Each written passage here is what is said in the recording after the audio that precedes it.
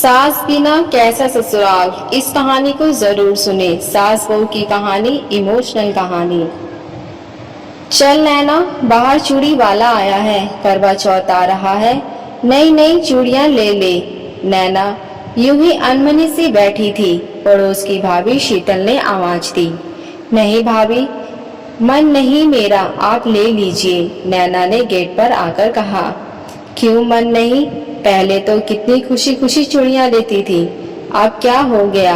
अभी तो शादी को 10 ही साल हुए हैं, अभी से बुढ़ापा आ गया क्या? शीतल उसे छेड़ते हुए बोली, नहीं भाभी, पर इतनी चूड़ियां पड़ी हैं और क्या ही लूंगी, आपको तो पता ही है माँ जी कैसे हर त्योहार पे चूड़ियां खरीदवाती थी मुझे। नैना थोड़ी उदास हो बोली, हाँ वो तो है, चाची जी अपनी पसंद की दिलवाती थी, आप तो वो नहीं, अपने मन का पहन। और तू ऐसे उदास क्यों हो रही है? तुझे तो खुश होना चाहिए, अब आजादी से जीने को मिल रहा है तुझे।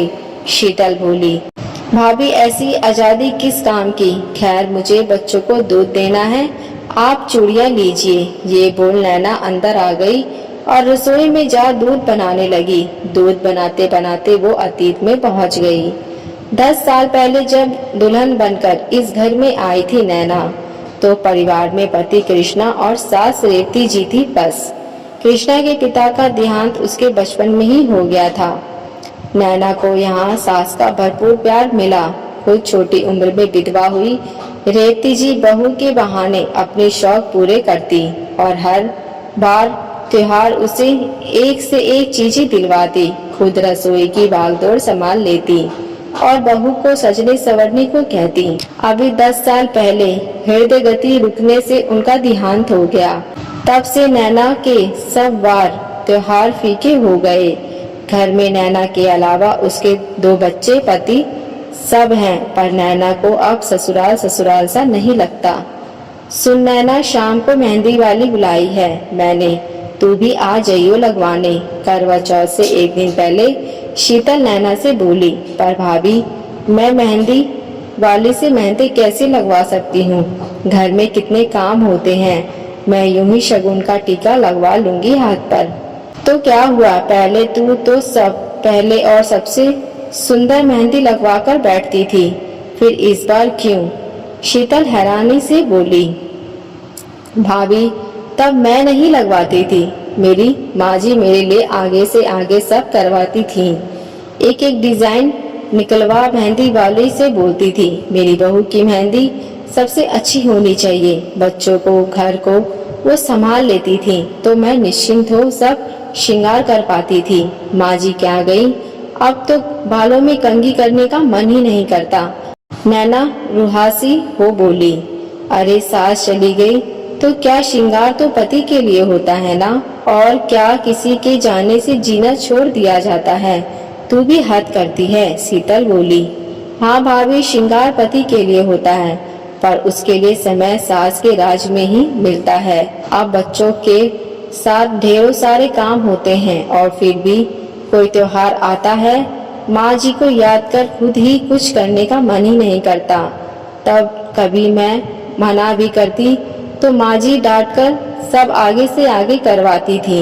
अब तो कोई डांटने वाला भी नहीं है। ये सच है भाभी, जैसे मायका माँ से होता है, ससुराल सास से होता है। मायके में एक बार को भाभी अच्छी आ जाए तो मायका कायम रहता है, पर सास के जाते ही ससुराल ससुराल सा नहीं लगता। भले कुछ लड़कियों को सास के साथ दिक्कत आती हो, कुछ सास भी बहू को मान ना देती हो, पर ये सच है, सास बिना ससुराल नहीं। नैना ये बोल रोते हुए अंदर आ गई। शीतल हैरान सी खड़ी रह गई।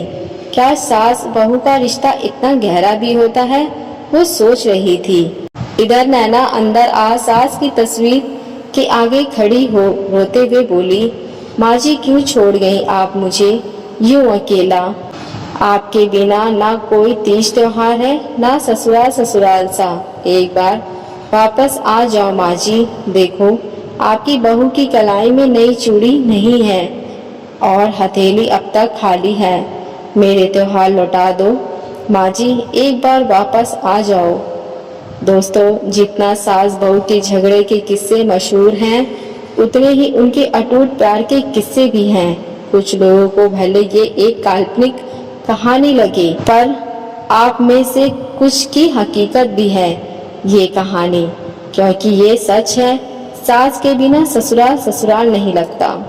दोस्तों, आशा करती हूँ ये कहानी आपको पसंद आई हो। अगर आपको पसंद आई हो तो चैनल को सब्सक्राइब, लाइक, शेयर जरूर करें और कमेंट करके जरूर बताएं। देखने के लिए धन्यवाद।